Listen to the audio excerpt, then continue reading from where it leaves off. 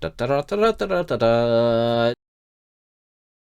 All systems functioning within normal parameters. John, before we get to what I assume is a wackadoodle song based on nothing but the title you sent me.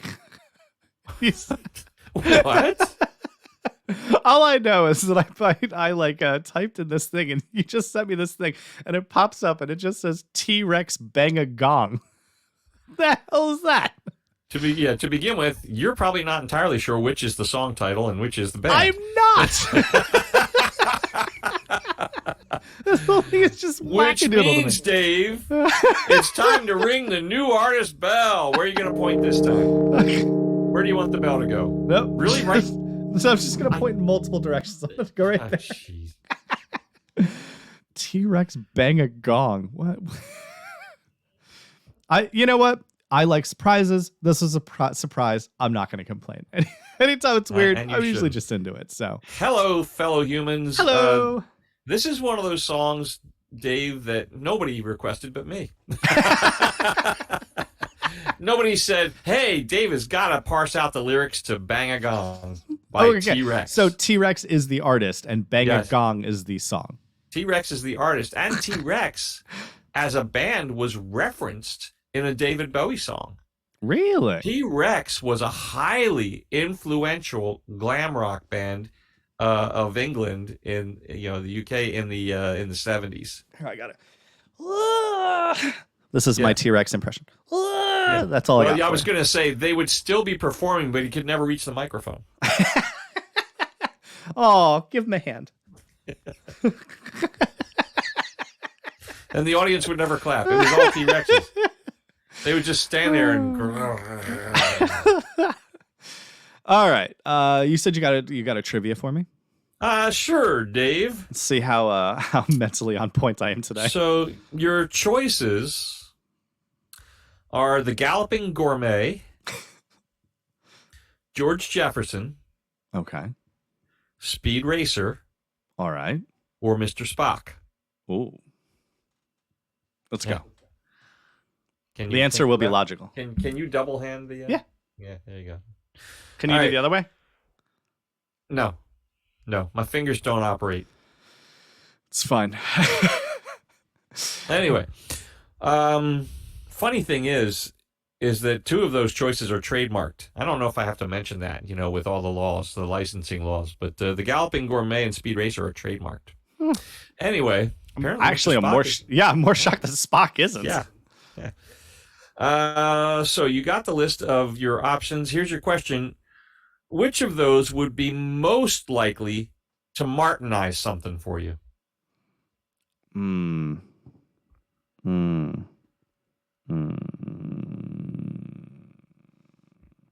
I don't know. I don't know what Martinize means.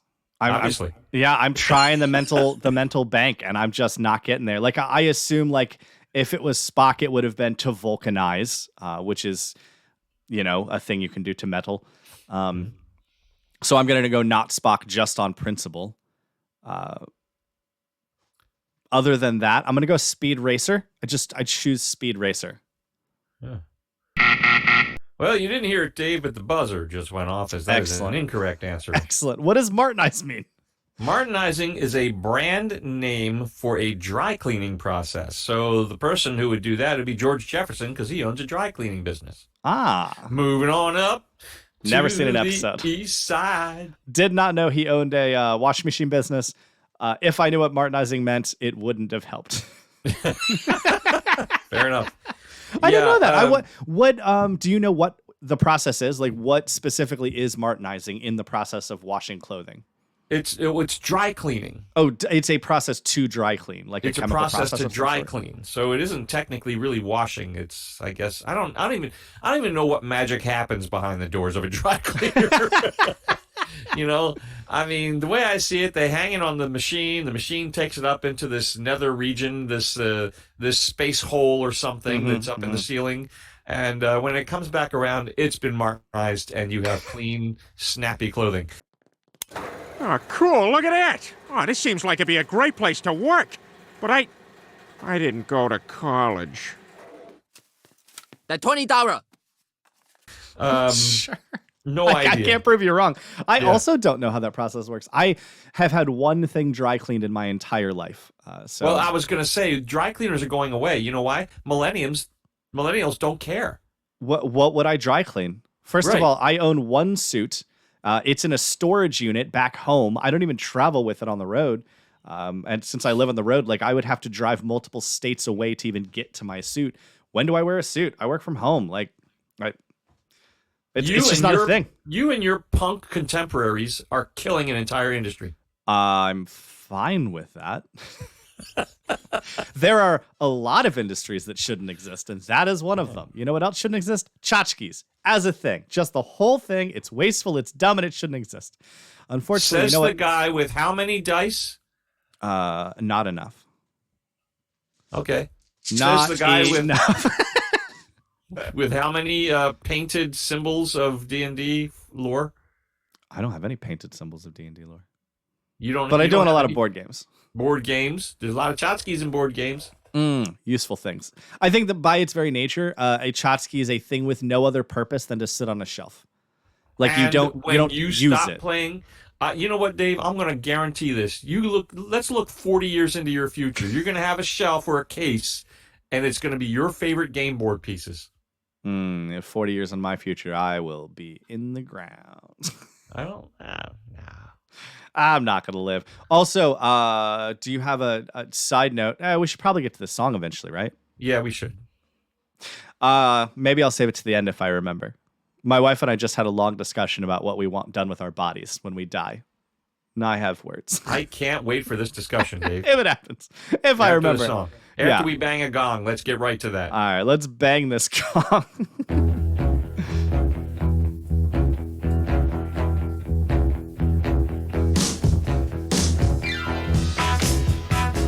Not what I expected. Didn't know what to expect.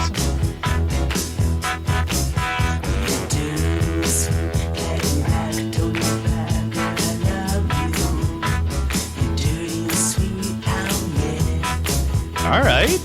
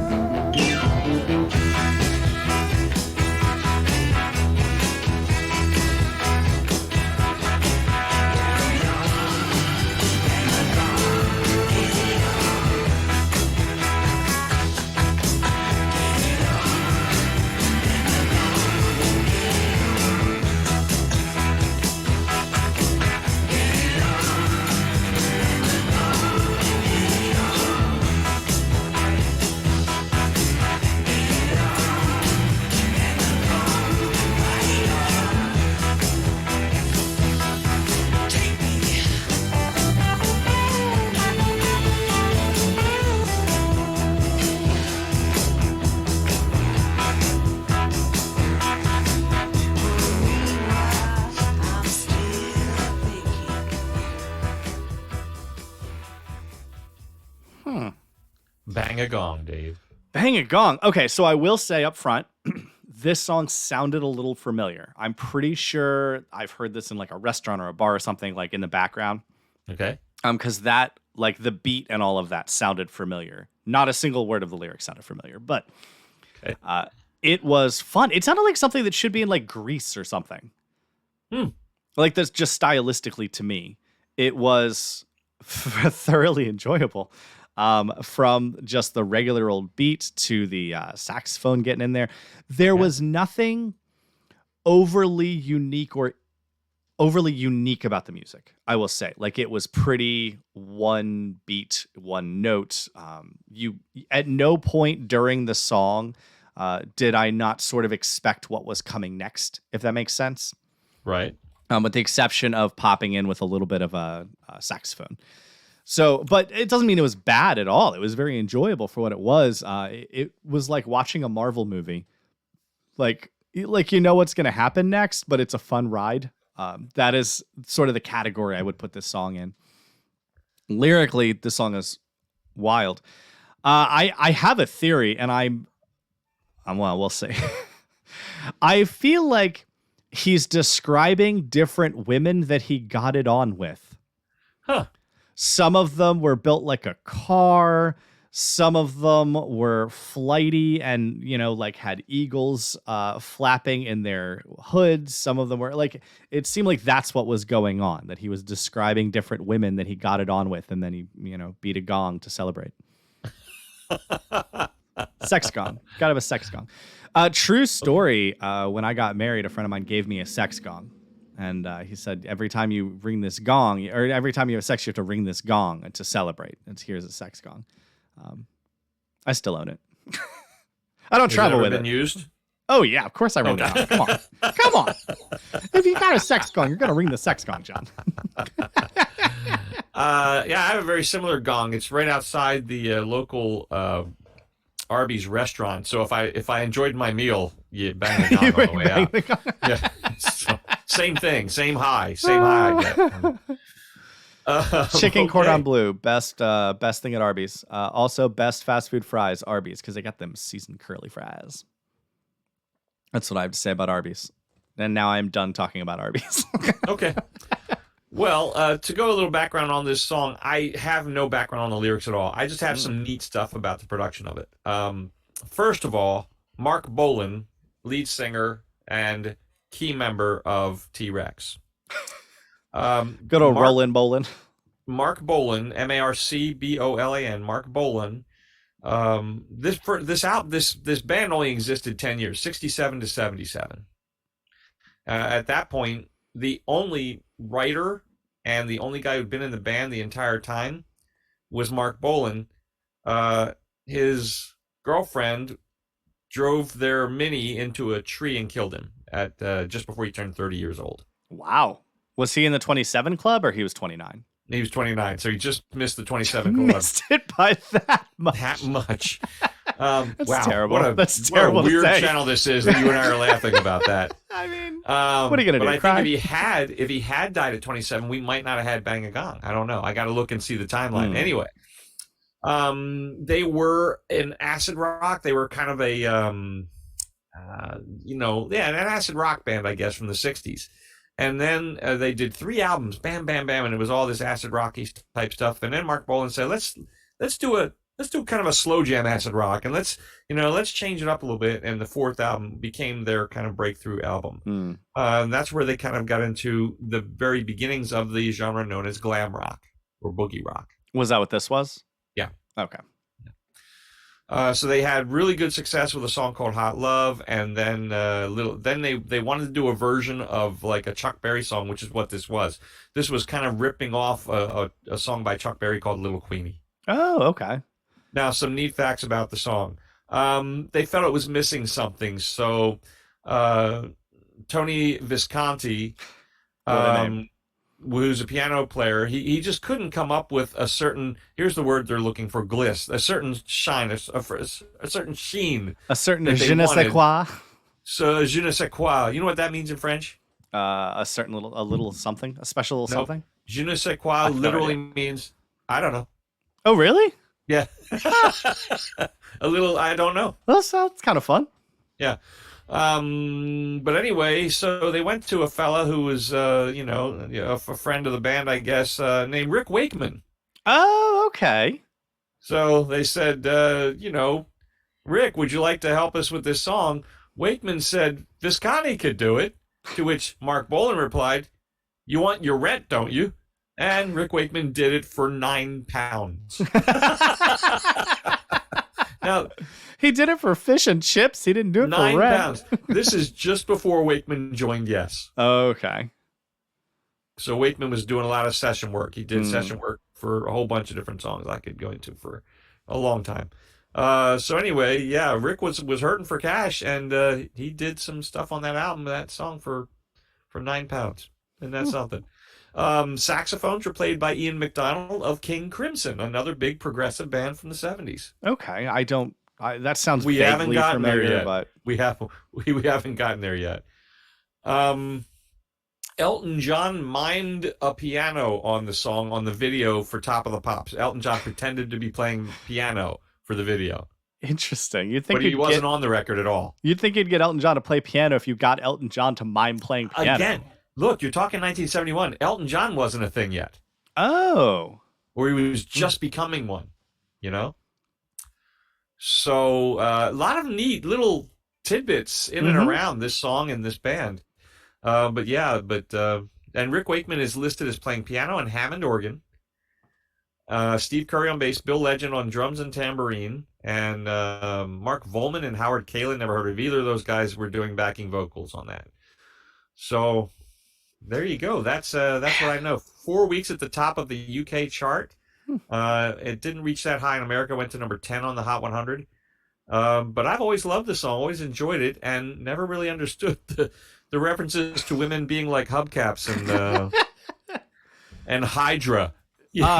Bit by a Hydra. Well, I mean, I think that is actually the little reference that got me a little bit to where I was at. Okay. She was, bit by a Hydra. Is that what it said? Bit by a Hydra? Mm-hmm. I thought it said teeth like a Hydra. Teeth like a Hydra? I thought it said bit like a Hydra. Or bit by a Hydra. Well, now I'd have to look back and see. Now you got me all confused. Lyrics, bang a gun. If it was teeth like a Hydra, that also reinforces what I said, though. I think he is describing different women over the years that he is... Opening lines, you're dirty or sweet, clad in black, don't look back, I love you. You're dirty and sweet, you're slim and you're weak. You've got the teeth of the Hydra upon you. So I guess that is a bit reference. Is that if the teeth of Hydra are upon you? Are they upon you either she got bit or they're upon you as in she's got teeth like a Hydra? They're a little sharp and pointy? Weird and sharp and pointy?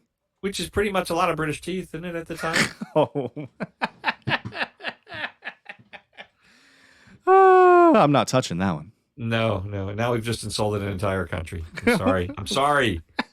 Well done, John. Yeah. You're built like a car. You're an untamed youth. That's the truth with your cloak full of eagles. Mm-hmm. What? I'm just going with their different descriptions of women that he has had his way with over his rocking years. Over his short rocking years, as it turns out. You've got the blues in your shoes and your stockings. That just sounds like you're dancing. You're windy and wild. You're built like a car. You've got a hubcap diamond star halo. A hat? Yeah. Dave, I've never seen you stretch this far to get to the meaning of a song. Really. I think that perhaps acid rock is how he wrote the lyrics. Could be. All right, so tell me what your wife wants to do with her body when she's dead. We actually both want the same do you like thing. the song? Is this a playlister, this song? Is that a playlist? This song right here? Yeah. Yes. Yeah. Yes, it is. Yes, it Cool, it fun song. definitely is. Yeah, it was super fun to listen to. I think my description was very apt. It's like I'm watching a Marvel movie. I thoroughly enjoy it, but I'm also rarely, if ever, surprised by what's coming next. But that doesn't mean you didn't enjoy the ride. That song was covered and made a hit in the 80s by The Power Station featuring Robert Palmer. Oh, okay. Anyway, both of us want the same thing. I really like green burials, where basically they sort of wrap your naked body in moss, bury it a couple feet down, and then plant a tree on top of you. Awesome. Would it be a fruit tree? Preferably, yes. And then Could I then? You could bite me, John. Could I then bite you? Could I lick your pears? Yeah, you could bite me.